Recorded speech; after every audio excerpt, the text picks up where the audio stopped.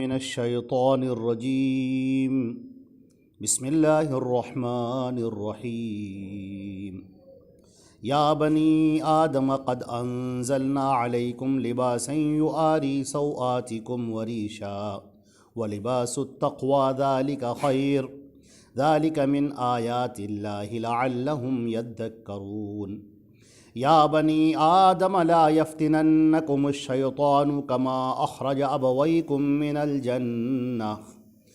الجنة ينزع عنهما لباسهما ليريهما سوآتهما إنه يراكم هو وقبيله من حيث لا ترونهم إنا جعلنا الشياطين أولياء للذين لا يؤمنون وإذا فعلوا فاحشة قالوا وجدنا عليها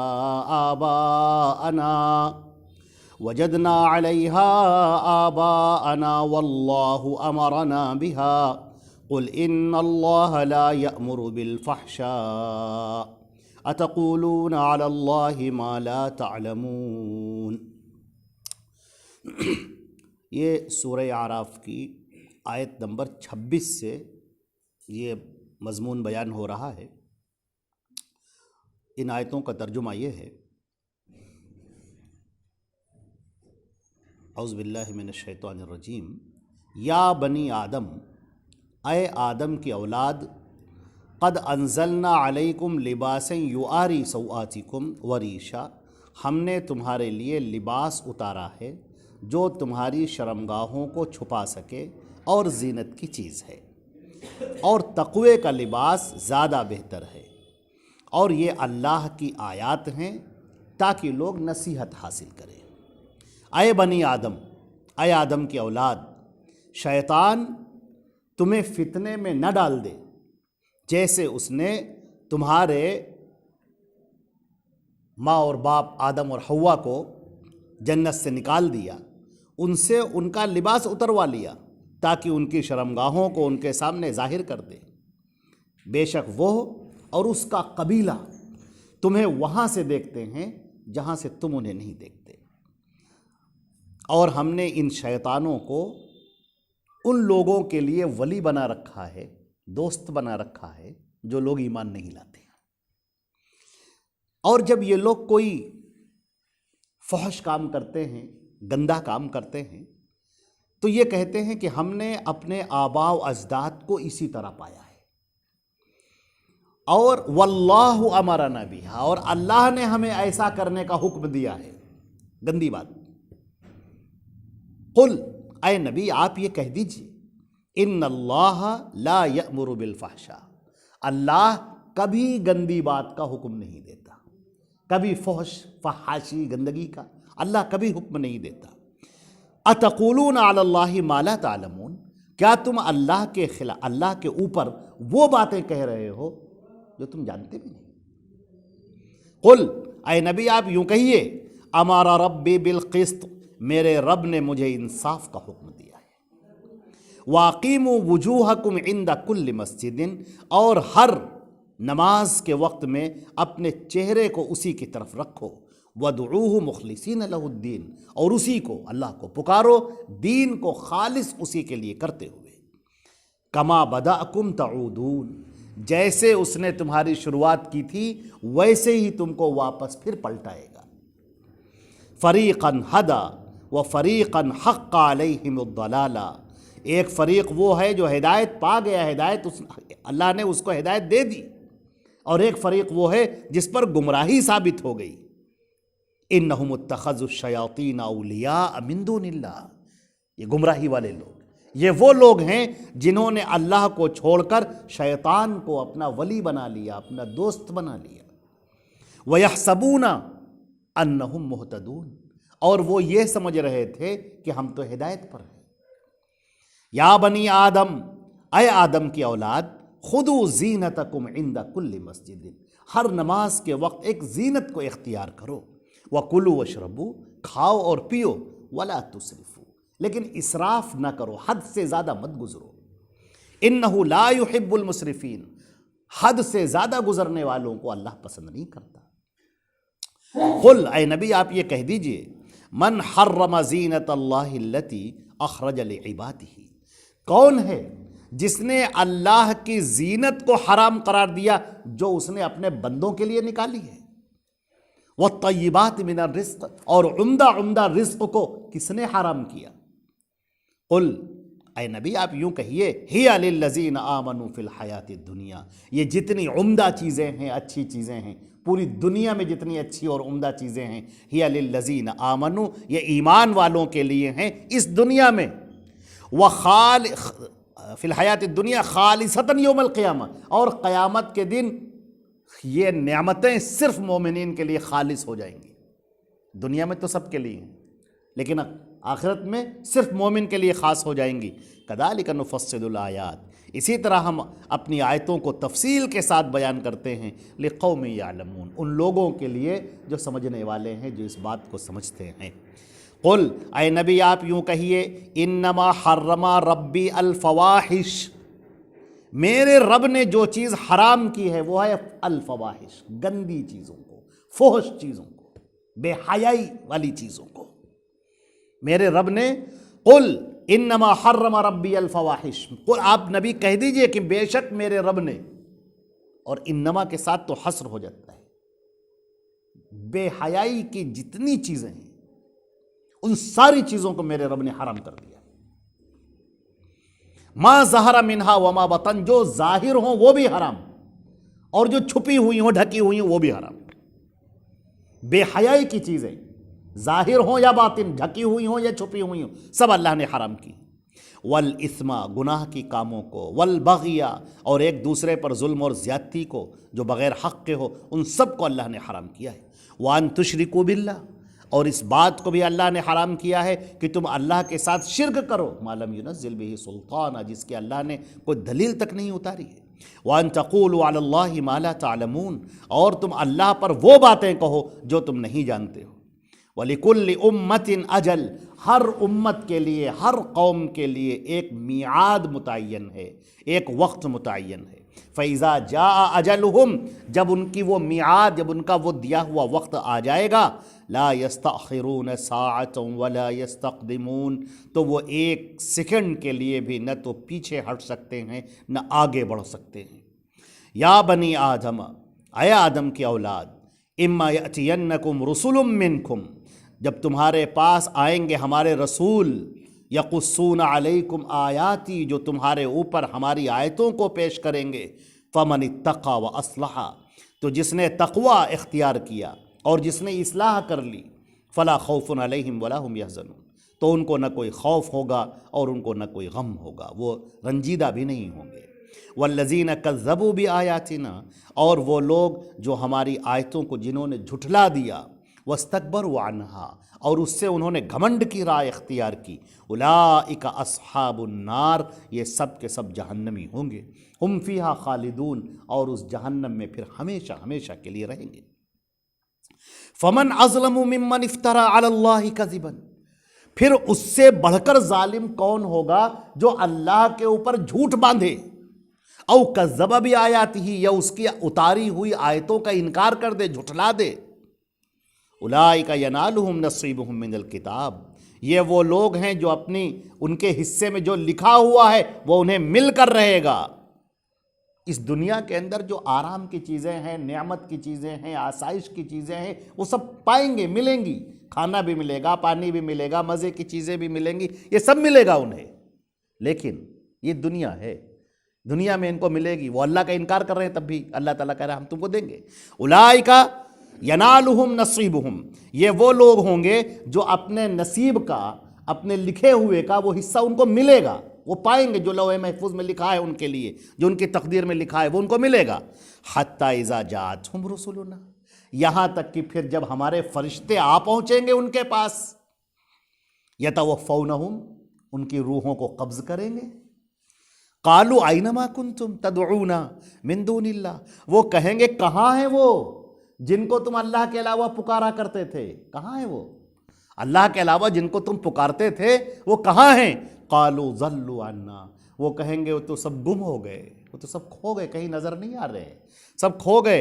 وَشَهِدُوا عَلَىٰ أَنفُسِهِمْ، اور پھر وہ اپنے آپ پر گواہی دیں گے، أَنَّهُمْ كَانُوا كَافِرِينَ، کہ ہاں ہم ہی کافر تھے، ہم مسلمان نہیں تھے، ہم ایمان لانے والے نہیں تھے، ہم ہی غلط تھے۔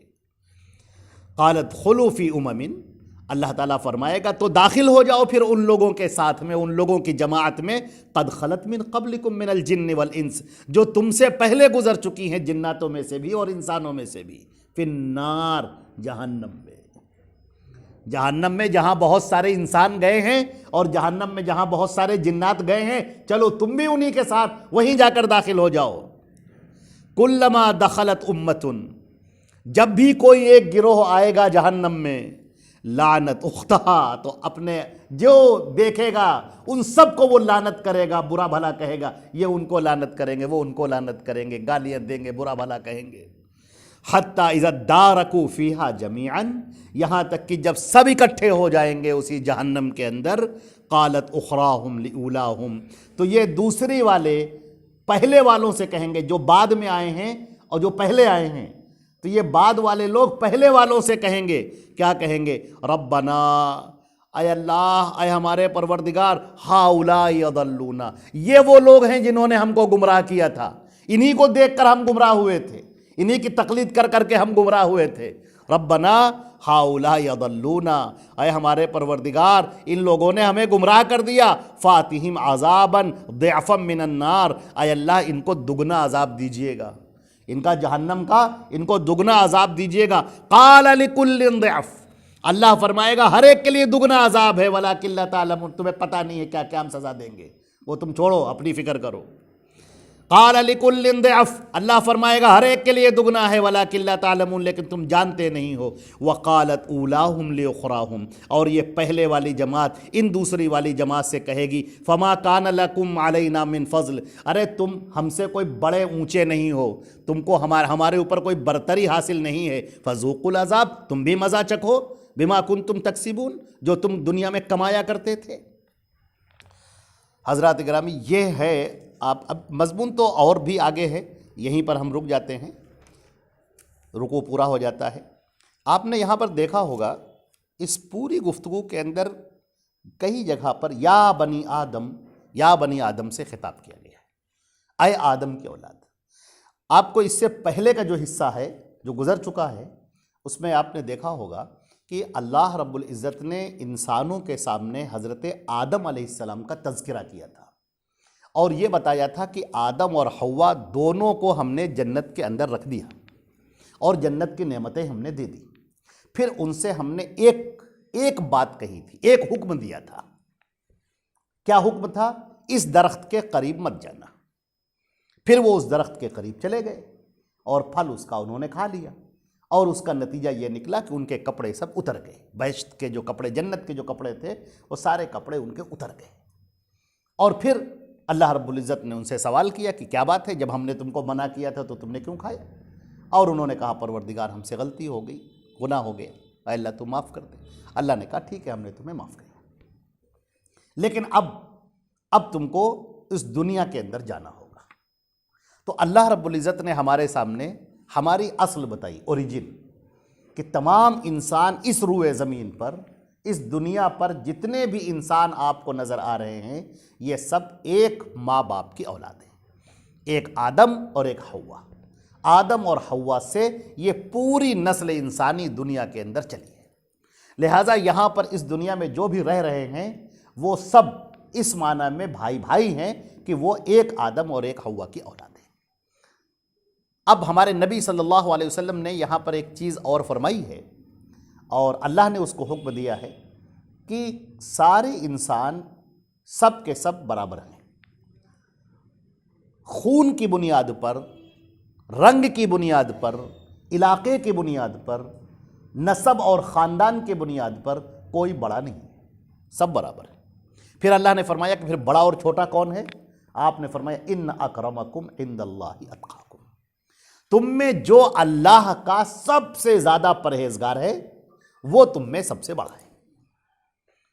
لہٰذا اب تمہارا جو بڑا ہونا ہے وہ کسی پیشے سے جڑا ہوا نہیں ہے، یا وہ کسی خاندان سے جڑا ہوا نہیں ہے، وہ کسی رنگ سے جڑا ہوا نہیں ہے، کسی علاقے سے جڑا ہوا نہیں ہے، بلکہ تم سب کے سب لوگ، تم میں جو جتنا اللہ اور اس کے رسول کی اطاعت کرنے والا ہے وہ اتنا ہی زیادہ بڑا ہے، یہ اللہ کے نزدیک ہے۔ تو پہلی بات یہ ہے کہ تمام نسل انسانی اس سلسلے میں سب کے سب برابر ہیں، اور ہمارے نبی حضرت محمد مصطفیٰ صلی اللہ علیہ وسلم نے فرمایا کفا بالمرء شرا ان یحقر اخاہ مسلم، آدمی کے برا ہونے کے لیے، اللہ کی نگاہ میں برا ہونے کے لیے اتنا کافی ہے کہ وہ اپنے کسی بھائی کو حقیر جانے، ذلیل جانے۔ بہت بڑی بات ہے۔ اب دیکھیے، اگر ہم کسی شخص کو ذلیل سمجھ رہے ہیں، حقیر سمجھ رہے ہیں، نماز میں ہم کھڑے ہوئے، ہمارے کپڑے بڑے اچھے ہیں، اب کوئی بیچارے پھٹے پرانے کپڑے پہن کر آ گیا، میلے کپڑے پہن کر آ گیا، اب ہمارے اندر، دل کے اندر کیا ہو رہا ہے کہ یہاں یہ کیسے کھڑا ہو گیا میرے بغل میں؟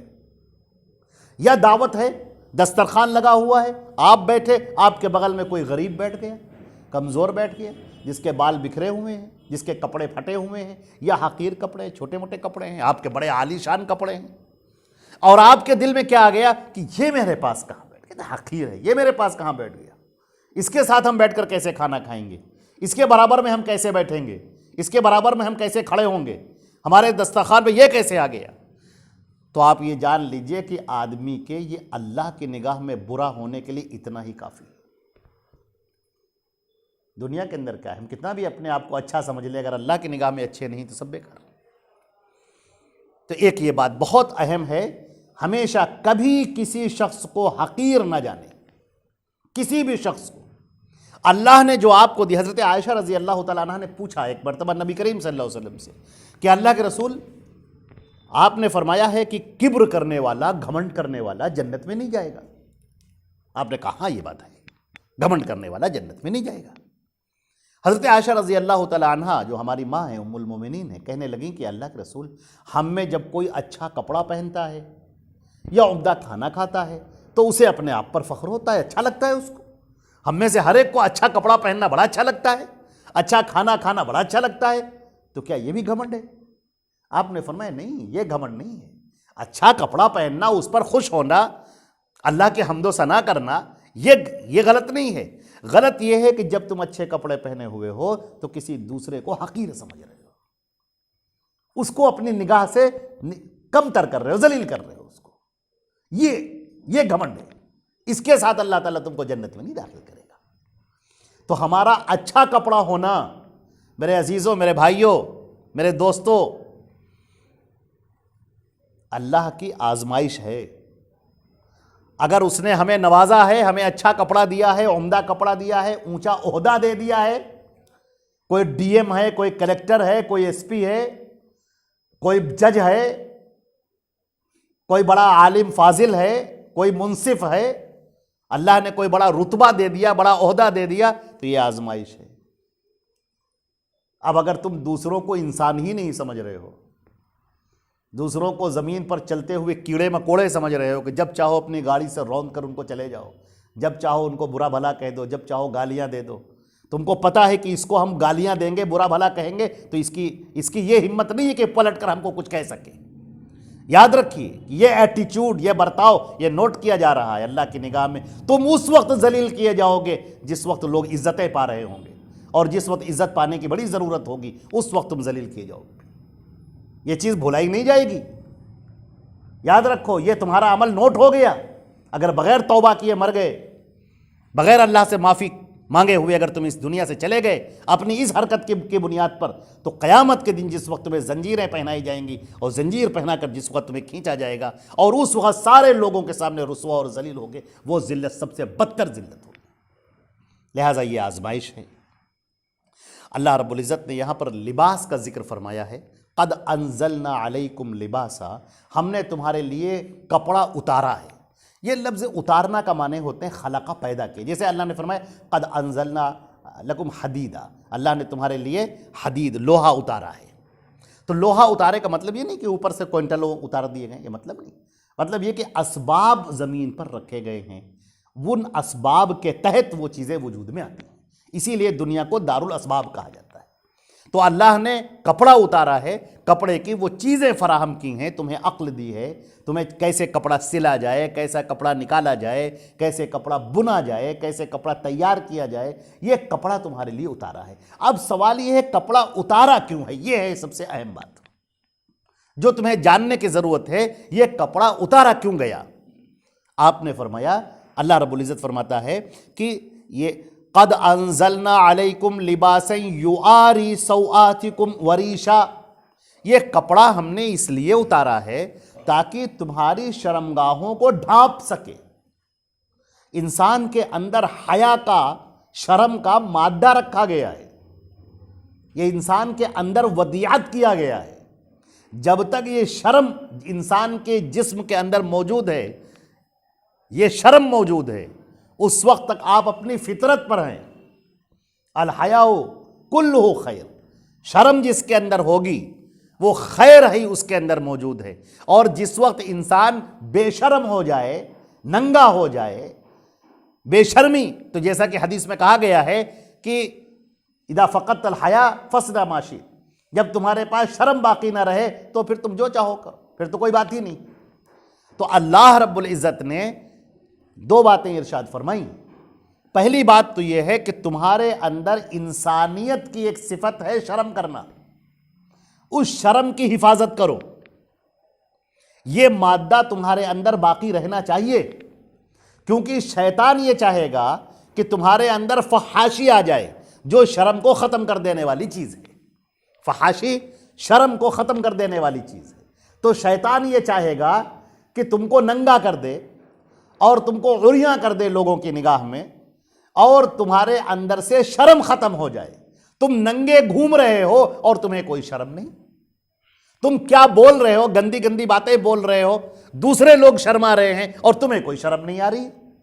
تو شیطان یہ چاہتا ہے تمہارے اندر سے وہ شرم کو ختم کر دے، اور اللہ یہ چاہتا ہے کہ یہ شرم ہم نے تمہاری فطرت میں رکھی ہے، اس کی حفاظت کرو، یہ خیر لے کر آئے گا۔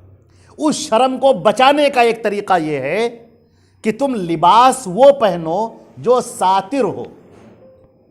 ساتر کا مطلب شرمگاہ کو چھپانے والا، یہ لباس کی اصل ہے، لباس کی حقیقت ہے۔ کپڑا اس لیے پہنا جاتا ہے، اس کا پہلا مقصد یہ ہے تاکہ شرمگاہ کی حفاظت ہو سکے، شرم باقی رہے، اور دوسرا مقصد یہ بھی کہ جاڑوں سے بچایا جا سکے، گرمی سے بچ سکے، میدان جنگ میں بچ سکے، دھول سے بچ سکے، گردے سے، غبار سے بچ سکے، یہ اس کا بھی ذکر کیا گیا ہے، تقیکم الباس۔ تو اب آپ دیکھیں کہ اللہ نے یہ نہیں کہا ہے کہ تم اس طرح کا کپڑا پہنو، کوئی ٹائپ نہیں بتائی ہے اللہ نے۔ آپ کرتا پہنے، پیجامہ پہنے، آپ پینٹ پہنے، آپ شرٹ پہنے، کوٹ پہنے، شیروانی پہنے، یہ لباس آپ کے اوپر ہے۔ لباس کیسا ہونا چاہیے، اس کی پہلی شرط کیا ہے؟ اس کی پہلی شرط یہ ہے کہ آپ کی شرم کو باقی رکھنے والی ہو، شرمگاہ کی حفاظت کرنے والی۔ اگر ایسا کپڑا پہنا جائے جس سے اعضائے بدن نمایاں ہو جائیں، بدن کے جو پارٹس ہیں، جو باڈی پارٹس ہیں، وہ نمایاں ہو جائیں، تو پھر یہ کپڑے کا مقصد باقی نہیں رہا۔ اور دوسری چیز جو ہمارے نبی صلی اللہ علیہ وسلم نے فرمائی ہے کہ ایک آزمائش اور ہے کہ تمہارا کپڑا اس رنگ کا نہ ہو، جیسے زعفرانی رنگ کا کپڑا، تمہارا زعفرانی رنگ کا کپڑا نہ ہو، یہ آزمائش ہے۔ بہت سارے رنگ بکھرے ہیں، آپ سے کہا گیا آپ کوئی بھی رنگ اختیار کرو، زعفرانی رنگ نہ لینا۔ جیسے آدم علیہ السلام سے کہا گیا یہ پوری جنت ہے، کھاؤ جو چاہو، کھاؤ جو چاہو پیو، یہ والے درخت کا پھل نہ کھانا۔ یہ بطور آزمائش ہے، صرف آزمائش۔ زعفرانی کپڑا یہ تم نہ پہننا، تمہارا جو ٹخنا ہے پیر کا، وہ ٹخنا تمہارے کپڑے سے ڈھانپ کے نہیں ہونا چاہیے جو تم پہنے ہوئے ہو، بلکہ تمہارا پیجامہ، تمہاری پینٹ، تمہاری جینز یا شلوار جو آدمی پہنتا ہے، وہ اس سے ٹخنے سے اوپر ہونی چاہیے۔ ہمارے نبی صلی اللہ علیہ وسلم نے فرمایا کہ اگر کسی کا ٹخنا اس کے ڈھپا ہوا ہے، کپڑے سے ڈھانپا ہوا ہے، جو پینٹ یا شرٹ پہنے ہیں وہ پہنے، جو عبا پہنے ہیں، جو بھی لنگی پہنے ہیں، ازار تہمت پہنے، اگر اس کا وہ ٹخنا اسی سے چھپا ہوا ہے تو وہ حصہ قیامت میں جہنم میں جلایا جائے گا۔ یہ سزا کے طور پر ہے۔ اسی طریقے سے ایک اور ہے، ایک چیز اور اسی کے ساتھ میں جوڑ دی گئی ہے، کیا؟ مردوں کے لیے، عورتوں کے لیے نہیں، اور وہ بھی ٹخنوں کا ڈھانپنا، یہ بھی مردوں کے لیے، عورتوں کے لیے نہیں۔ عورتیں اپنا ٹخنا ڈھانپیں، یہی حکم ہے ان کے لیے، مردوں کے لیے ریشم کا کپڑا نہیں پہنیں گے، ریشم، حریر جسے کہتے ہیں، اور اللہ نے فرمایا کہ تمہیں ہم جنت میں ریشم کا کپڑا پہنائیں گے۔ جیسے مردوں سے کہا گیا کہ آپ سونے کے زیورات نہیں پہنیں گے، اور اللہ نے فرمایا جنت میں تمہارے لیے سونے کے بہترین زیورات ہوں گے۔ یہ کیا؟ یہ بطور آزمائش ہے۔ اسی طریقے سے ایک چیز اور ہے، وہ کیا ہے؟ مشابہت سے منع کیا گیا ہے۔ مشابہت کا مطلب کیا ہے؟ میرے عزیزو، آپ دیکھیں گے اس دنیا میں بسا اوقات کپڑے لوگوں کی پہچان ہو جاتے ہیں، پہچان۔ جیسے ابھی آپ دیکھیں سادھوؤں کو ان کا ایک خاص لباس ہے، کسی عیسائی کو دیکھیں جو پادری ہوتا ہے اس کا ایک خاص لباس ہوتا ہے، اس کو دیکھ کر آپ پہچان جائیں گے کہ یہ پادری ہے۔ مولانا ہے، علماء ہیں، ان کا ایک لباس ہے، آپ ان کو دیکھیں گے آپ پہچان جائیں گے کہ مولانا صاحب ہیں۔ بہت سارے ہیں، تو ایک قوموں کی پہچان ہوتی ہے۔ اسی طرح مردوں کی ایک الگ پہچان ہے، عورتوں کی ایک الگ پہچان ہے۔ مردوں کے الگ کپڑے ہیں، عورتوں کے الگ کپڑے ہیں۔ یہ پہناوا ہمارے سماج میں اس لیے ہے تاکہ دونوں کو الگ کر سکے۔ اب مشابہت سے منع کیا گیا۔ مشابہت سے کیا؟ آپ ایسا کپڑا پہنیں کہ لوگ آپ کو کسی اور قوم کا فرد جان رہے ہوں۔ آپ نے کپڑا پہن لیا، راہبوں والا پہن لیا، گلے میں آپ نے صلیب ٹانگ لی، آپ کو جو آدمی دیکھے گا وہ آپ کو کرسچن جانے گا۔ یا آپ نے یہودیوں کا مخصوص لباس پہن لیا، ان کا مخصوص ہیٹ پہن لیا، لوگ آپ کو یہودی جانے گے۔ آپ نے سادھوؤں والا کپڑا پہن لیا، ہندوؤں والا کپڑا پہن لیا، تلک لگا لیا، آپ نے جنیو پہن لیا آپ نے، اب جو آپ کو دیکھے گا، پہلی نظر جو بھی آپ کو دیکھے گا آپ کو ہندو جانے گا۔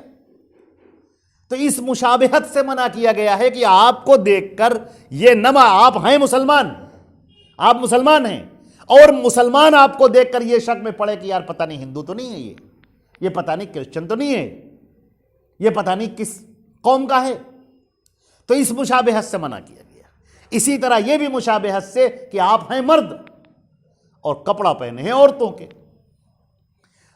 آج کل تو آپ نے دیکھا ہوگا، ابھی جلدی کی بات ہے، ابھی ایک مہینہ بھی نہیں ہوا، ایک شادی میں ہم شریک تھے، ایک دم سے نظر پڑی تو مجھے مردوں کے مجمع میں مجھے ایک خاتون سے نظر آئی، تو ایک دم سے حیرت ہوئی کہ یہاں خاتون کیسے آ گئی۔ بعد میں جو ان کا چہرہ گھوما تو معلوم ہوا کہ نہیں، وہ صاحب مرد ہیں۔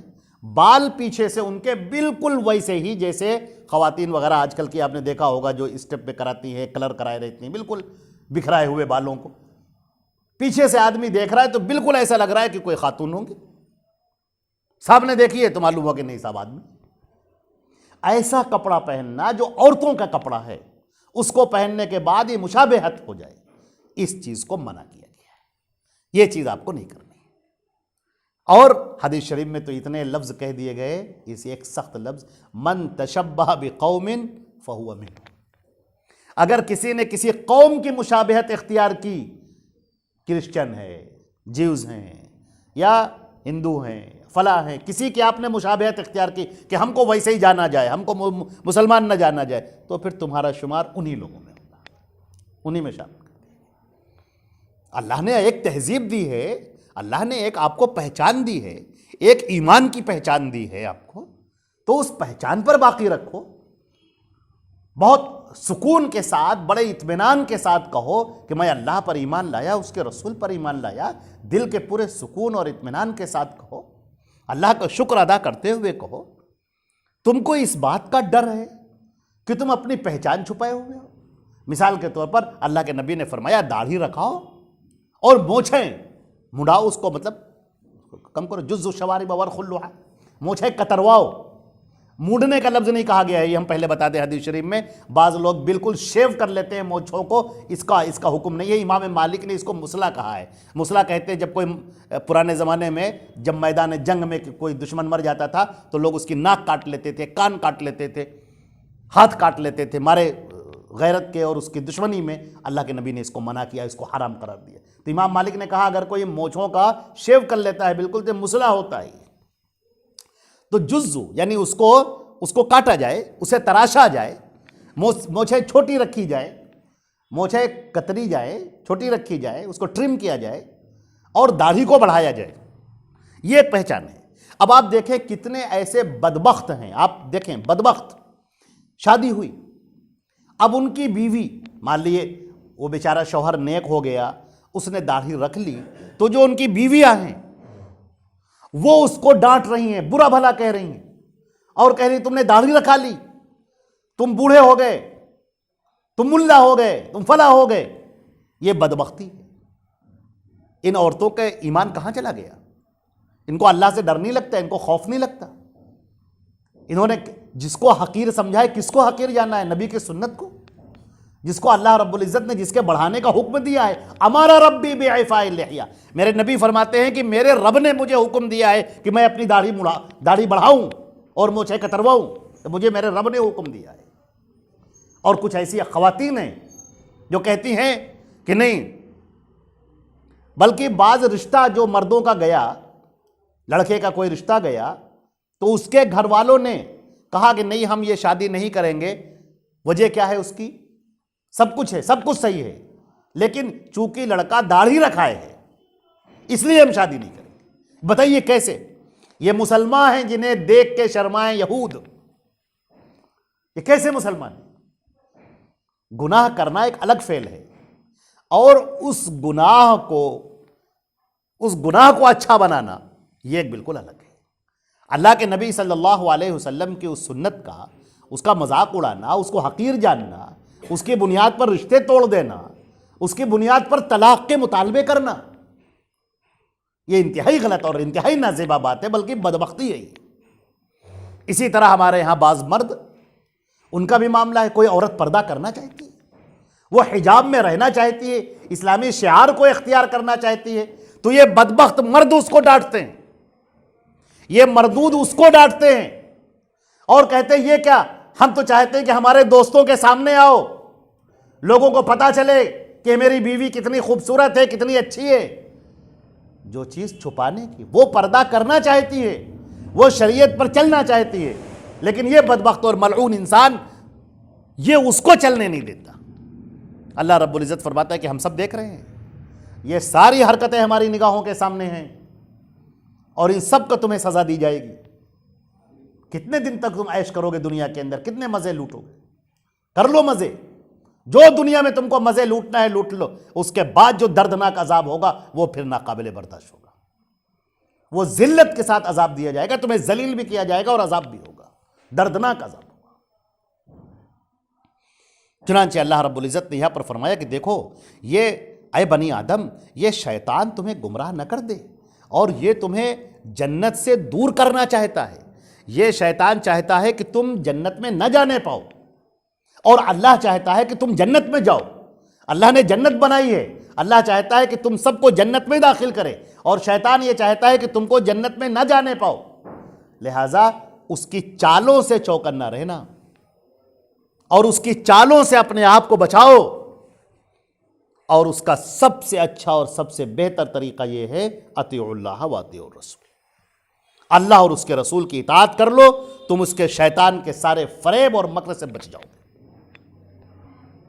شیطان کے پاس یہ طاقت نہیں ہے کہ تمہیں زبردستی گردن سے پکڑ کر تمہیں گناہوں میں دھکیل سکے، نہیں، وہ گمراہ کرتا ہے، وسواس ڈالتا ہے کان میں، تمہیں بہکانے کی کوشش کرتا ہے، لیکن بات تو تم مانتے ہو نا، فعل تو تم اختیار کرتے ہو، یہ ہاتھ تمہارے ہیں، پیر تمہارے ہیں، دماغ تمہارا ہے، اختیار تو تم خود کرتے ہو، شیطان تو صرف تم سے کہتا ہے۔ لہٰذا اللہ اور اس کے رسول کی اطاعت کرو، اور شیطان مردود کے ان حربوں سے اپنے آپ کو بچاؤ اور دور رہو۔ اسی طریقے سے اللہ رب العزت نے فرمایا کہ کچھ ایسے لوگ ہیں، اب دیکھیں یہاں سے اب گفتگو کا ایک دوسرا حصہ ہے عزیزان محترم، بہت، اور یہ گفتگو کا جو حصہ ہے وہ لازمی اور ضروری حصہ ہے۔ کچھ لوگ یہودیت میں اور عیسائیت میں ایسے تھے جنہوں نے کہا ہم اللہ سے قریب ہونا چاہتے ہیں۔ دیکھیے، ہم اللہ سے قریب ہونا چاہتے ہیں، بنیاد دیکھیے، بنیاد، ہم اللہ کو راضی کرنا، اللہ کو خوش کرنا چاہتے ہیں، اللہ کو خوش کر کے اللہ کو راضی کرنا چاہتے ہیں، ہم چاہتے ہیں کہ ہمیں نجات مل جائے، اچھی بات ہے نا، بالکل صحیح بات ہے، موکش کی پراپتی ہو جائے، ہم موکش پا جائے، ہم جنت میں آسمانی بادشاہت میں داخل ہو جائیں، چاہتے بنیاد ٹھیک ہے۔ اب انہوں نے کیا کیا؟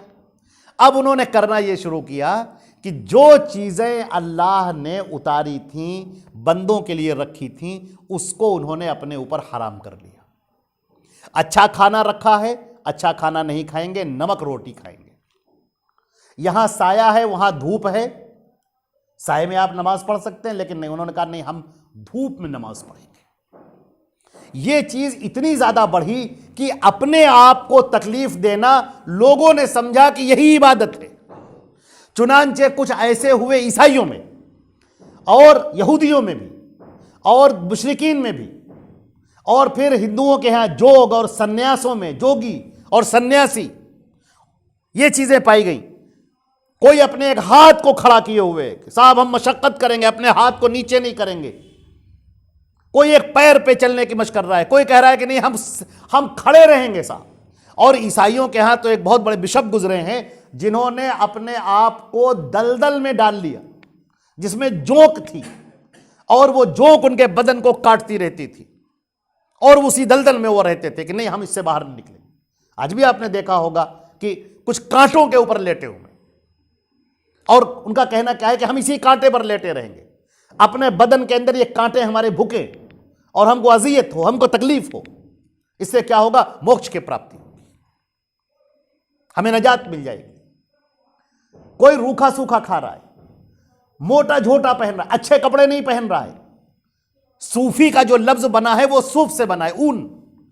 سخت گرمی میں اونی لباس پہنا کرتے تھے، اون کا۔ گرمی میں اگر یہ کوئی جاڑوں والے لباس پہنے کیسا لگے گا؟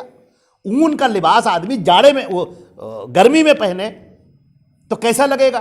لیکن وہ اپنے آپ کو اسی مشقت میں ڈال رہے ہیں، موٹے موٹے کپڑے، دبیز دبیز کپڑے پہنے ہوئے ہیں۔ کیوں؟ تاکہ خوب پسینہ بہے، تاکہ ہم خوب مصیبت میں پڑیں، پریشانی میں پڑیں۔ کھانا اچھا کھانا نہیں کھائیں گے، خراب کھانا کھائیں گے۔ اپنے اوپر لازم کر لیا انہوں نے۔ اچھی روٹی رکھی ہے، اچھی روٹی نہیں کھائیں گے، وہ ہم کو چاہیے 3 دن 10 دن کی پرانی سوکھی روٹی جو پانی میں ڈبو کے اس کو کھایا جائے گا یا نمک کے ساتھ اس کو کھایا جائے گا۔ کیوں کیا جائے گا؟ تاکہ اللہ راضی ہو جائے۔ اللہ رب العزت نے قرآن پاک میں فرمایا ہے وَرَهْبَانِيَّةَ ابْتَدَعُوهَا مَا كَتَبْنَاهَا عَلَيْهِمْ۔ یہ سب طریقے اپنے آپ کو تکلیف دینے کے، اپنے آپ کو اذیت دینے کے، یہ طریقے ہم نے نہیں کہے تھے کرنے کے لیے، یہ انہوں نے خود ایجاد کی۔ اب یہاں پر سوال کیا جا رہا ہے، قل، اے نبی آپ ذرا کہیے، ان کو بتائیے، من حرم زینت اللہ التی اخرج لعبادی، یہ بتاؤ، والطیبات من الرزق، اے نبی آپ یہ کہیے کون ہے جس نے اللہ کی اس زینت کو جو اس نے اپنے بندوں کے لیے نکالی ہے، یہ لباس، یہ کپڑے، یہ عمدہ ٹھکانے، یہ گھر، یہ خاندان، یہ معاشرہ، یہ نظام، یہ سب اللہ نے دیا ہے۔ والطیبات من الرزق، اور عمدہ عمدہ کھانے یہ ہم نے نکالے ہیں، اپنے بندوں کے لیے نکالے، اور تم اس سے منہ موڑے ہوئے اس کو اپنے اوپر حرام کر لیو۔ کہو اللہ نے یہ چیزیں حرام نہیں کی ہیں۔ حرام کیا کیا ہے؟ حرام کیا ہے جھوٹ بولنا، حرام کیا ہے مکاری کرنا، حرام کیا ہے سینے میں بغض رکھنا، حرام کیا ہے کسی کے اوپر تہمت لگا دینا، حرام کیا ہے غلط کاموں کو کرنا۔ یہ چیزیں اللہ نے حرام کی ہیں۔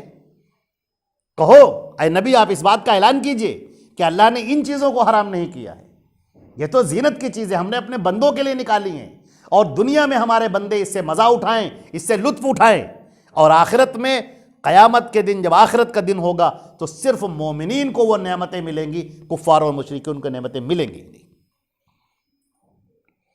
اے نبی آپ یہ کہہ دیئے کہ میرے رب نے جو چیزیں حرام کی ہیں وہ فحش چیزیں حرام کی ہیں، چاہے وہ ظاہر ہوں چاہے باطن ہوں، فحش چیزیں، گندی چیزیں۔ گندی چیز ہر جگہ گندی، چاہے وہ ظاہر ہو اور چاہے وہ پوشیدہ ہو۔ لوگوں کے سامنے کھلم کھلا گناہ کیا جائے یا ڈھک کر اور چھپ کر اور اکیلے میں اور تنہائی میں گناہ کیا جائے، گناہ دونوں۔ لہذا اس بات کی بہت ضرورت ہے کہ ہم اپنے آپ کا، اپنے اس دل کے اوپر کنٹرول کریں، اپنی آنکھوں کے اوپر کنٹرول کریں، اپنے کانوں کے اوپر کنٹرول کریں، اپنی زبان کے اوپر کنٹرول کریں، اور ہم اسے صحیح راہ کی طرف لے کر آئیں، غلط چیزوں کی طرف نہ جانے دیں۔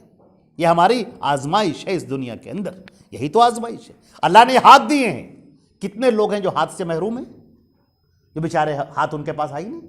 اللہ نے پیر دیے ہیں، کتنے لوگ ہیں جو پیر سے محروم ہیں۔ اللہ نے آنکھیں دی ہیں، کتنے لوگ ہیں جو ان آنکھوں سے محروم ہیں۔ اللہ نے کان دیے ہیں، کتنے لوگ ہیں جو بیچارے بہرے ہیں۔ اللہ نے دماغ دیا ہے، شعور دیا ہے، کتنے لوگ ہیں جو بیچارے پاگل ہیں۔ اللہ نے جسم دیا ہے جو چل رہا ہے، حرکت کر رہا ہے، کتنے لوگ ہیں جو بیچارے جو پیرالائزڈ ہیں، جو بستروں کے اوپر لیٹے ہوئے ہیں۔ یہ جو ہم کو اللہ نے دیا ہے، یہ اس لیے دیا ہے تاکہ ہمیں آزمائے، ان ہاتھوں سے کیا کرتے ہو، ان پیروں سے کیا کرتے ہو، ان آنکھوں سے کیا دیکھتے ہو، ان کانوں سے کیا سنتے ہو، اس دماغ کے اندر کیا کسی کے خلاف سازشیں چل رہی ہیں، یہ دل کہاں جا رہا ہے، کدھر کی طرف جا رہا ہے۔ یہ ہماری آزمائش ہے، ہر لمحہ ہماری آزمائش ہو رہی ہے، اور ہم کو اپنی اس آزمائش میں پورا اترنا ہے۔ اور اللہ نے فرمایا کہ یہ جو شیطان ہے، یہ شیطان تم کو کھینچنا چاہتا ہے اور جہنم کی طرف لے جانا چاہتا ہے۔ تو شیطان تمہیں کھینچ کر جہنم کی طرف لے کر جانا چاہتا ہے، اور اللہ تمہیں اپنی جنت میں داخل کرنا چاہتا ہے۔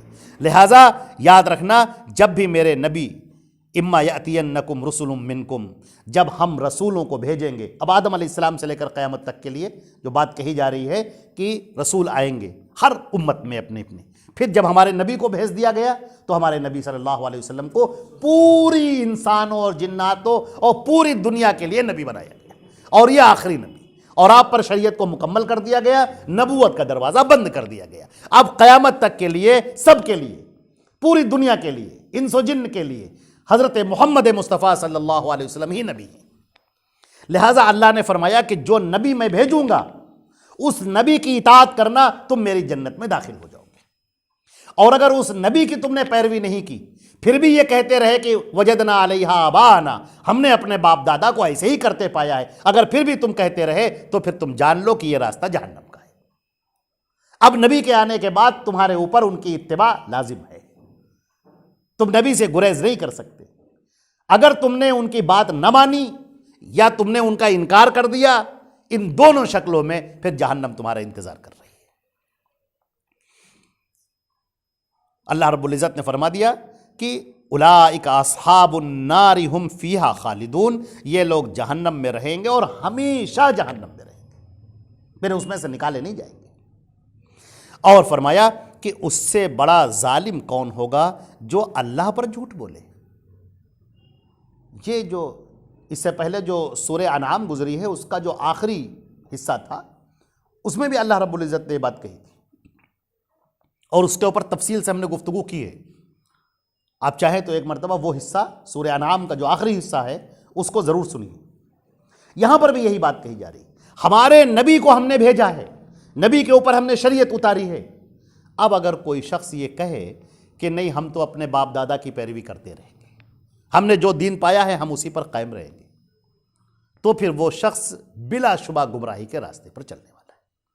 اب اگر اس سے آگے بڑھ کر ان لوگوں سے بات کہی جا رہی ہے جو اپنے یہاں احبار اور رہبان تھے، جو اپنے یہاں بڑی بڑی اونچی مسندوں کے اوپر بیٹھے ہوئے تھے، ان لوگوں نے اپنے ہاتھوں سے شریعت لکھی، دین لکھا، اور لوگوں سے کہا یہی دین ہے۔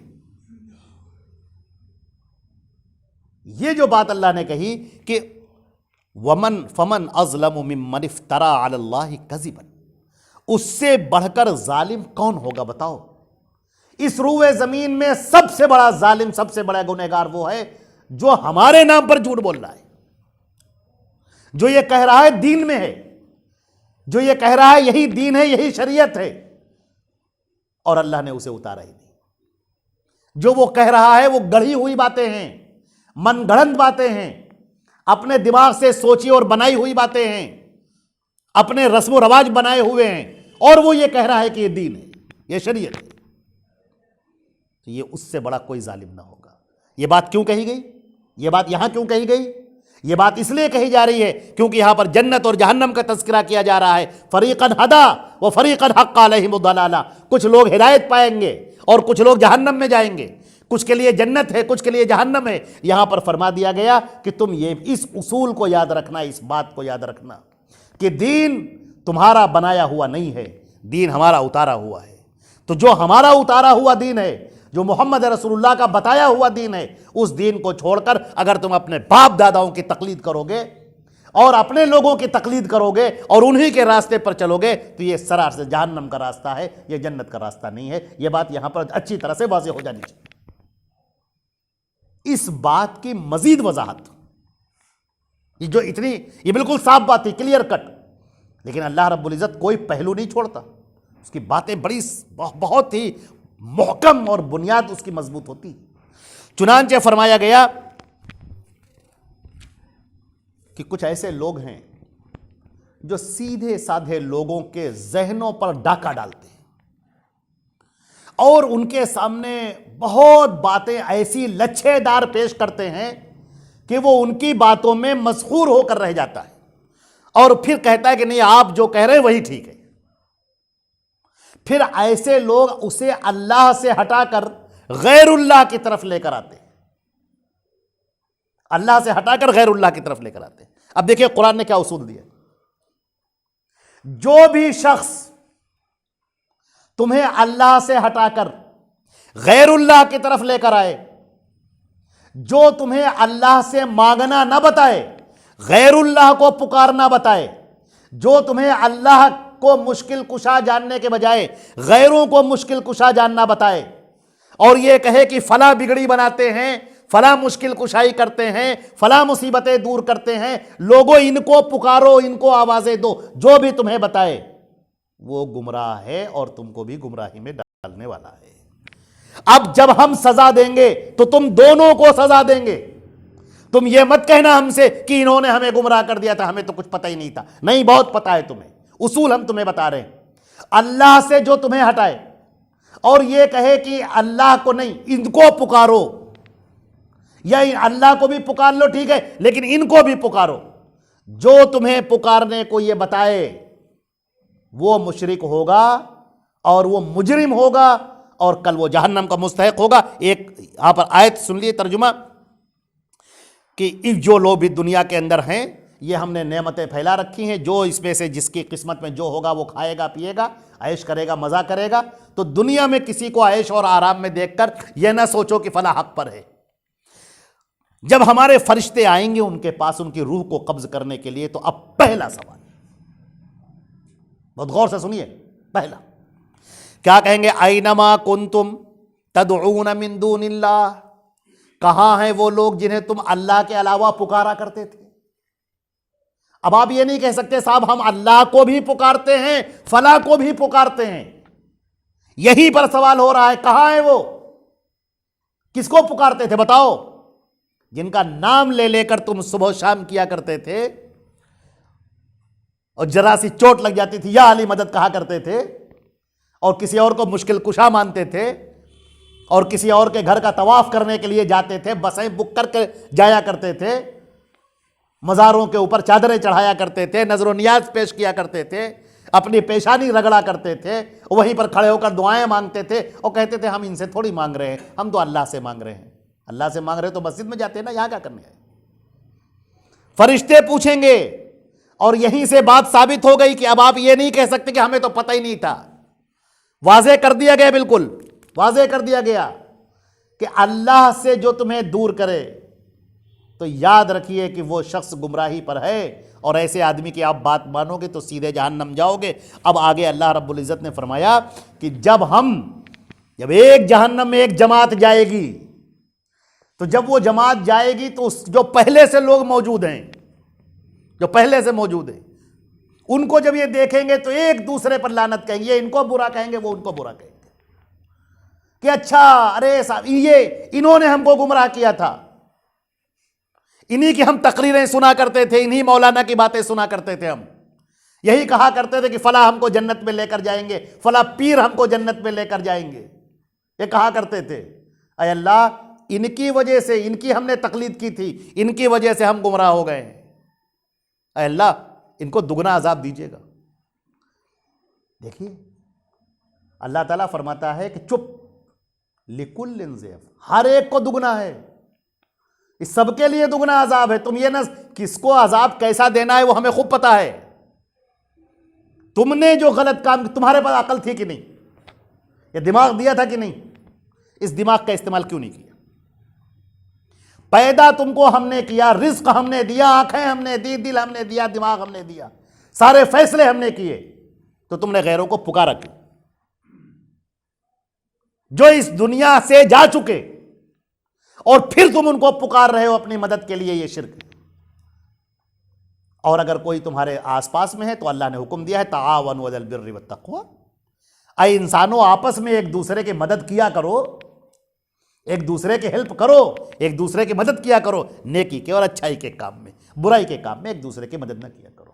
تو اب آپ یہ بھی نہیں کہہ سکتے کہ نہیں صاحب ہم تو مدد لینا تو کوئی غلط ہے نہیں، اصول بنا دیا گیا جو یہاں پر موجود ہے، دنیا میں چل رہے ہیں، پھر رہے ہیں، بیٹھ رہے ہیں، اٹھ رہے ہیں، دنیا دارالاسباب ہے، ایک دوسرے کا سپورٹ کرو، ایک دوسرے کے کام آؤ۔